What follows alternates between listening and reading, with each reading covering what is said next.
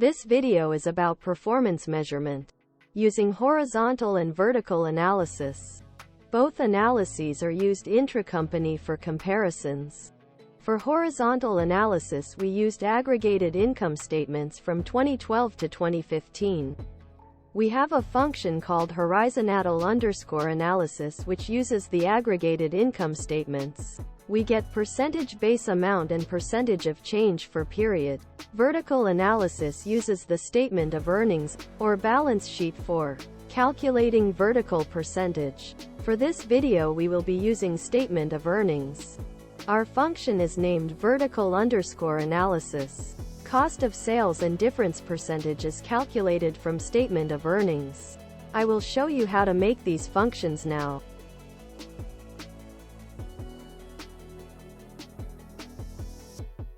Our function is horizontal analysis. Years variable is the list of dictionary keys used for selecting the years. Statement is shorthand for the aggregated income statements. Horizontal percent amount is net sales from the latest year, divided by base year. Here that is 2012. Next is horizontal percentage change. Net sales from latest year. Subtract the year before net sales. Divide by previous year's net sales. Then print out the information. Call the function. Horizontal base amount is 2.74%. Horizontal percentage change is 36.6%. Our function is vertical analysis, which will use statement of earnings. Earnings is shorthand for statement of earnings dictionary. Earn years is the list of dictionary keys used for selecting the year keys.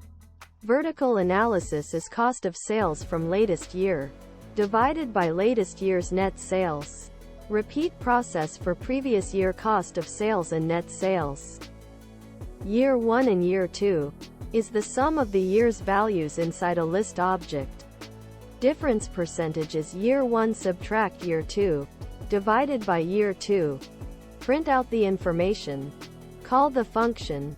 2015 cost of sales is 59.47%. 2014 cost of sales is 60%.